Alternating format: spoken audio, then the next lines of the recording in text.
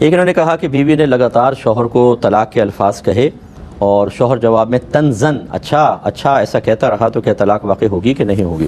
تو یہ واقع نہیں ہوگی، کیونکہ بیوی کو یا تو طلاق کا حق پہلے دیا ہو، جس کو طلاق تفویض کرنا کہتے ہیں۔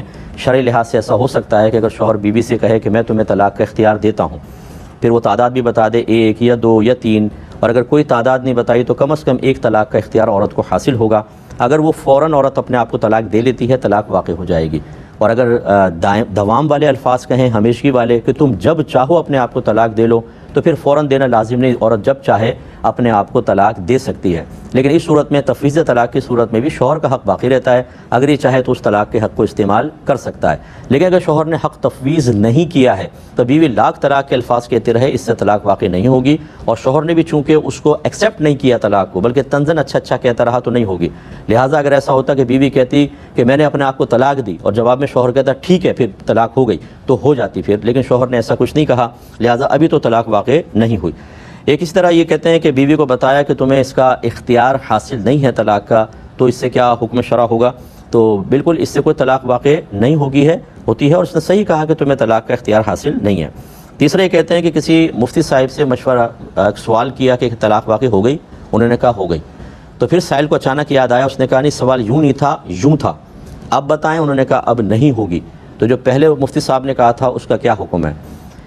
دیکھیں، یقیناً صحیح سوال کا مطلب یہ ہوتا ہے کہ طلاق کی صحیح صورتحال کو بیان کرنا، کس نے کہا تھا، کیا الفاظ کہے تھے، کتنے کہے تھے، کس انداز سے کہے تھے، یا لکھے تھے تو کیا لکھے تھے۔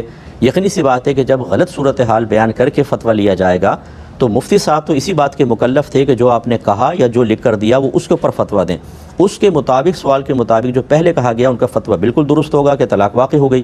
لیکن جب سائل نے خود یہ بتایا کہ یہ سچویشن تو تھی نہیں، سچویشن تو یہ تھی، اس کا مطلب وہ کل عدم ہو گئی۔ اب جو آپ نے یہ پوچھا، اگر یہ واقعی حقیقتاً سچویشن ہے تو بالکل پھر اس پر جب مفتی صاحب نے کہا کہ طلاق واقع نہیں ہوگی تو نہیں ہوگی، پہلے والی تو لغوی چلی گئی، وہ سوال ہی صحیح نہیں تھا، تو لہٰذا طلاق واقع نہیں ہوگی۔ ایک مختصر سا بریک لیں گے، ہمیں یقین ہے ہمارا انتظار فرمائیں۔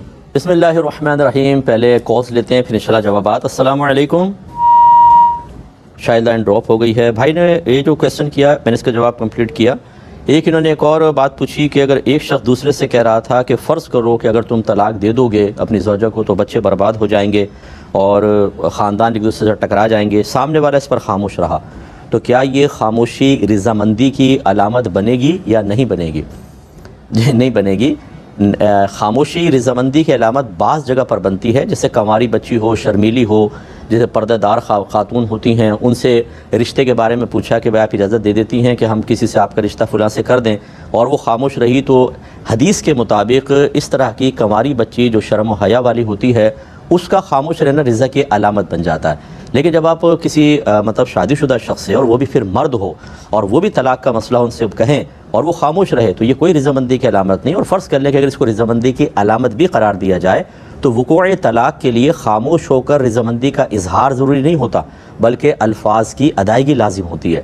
اگر وہ دل میں طلاق دے دے نا، فرض کر لیں ہونٹ نہ ہلے تب بھی واقع نہ ہو، ہونٹ باقاعدہ یعنی ہلنے چاہیے اور آواز آپ سنیں، اور کم از کم اپنے کان تک اس شخص کے اپنے کان تک آواز پہنچے تو وقوع طلاق ہوگا۔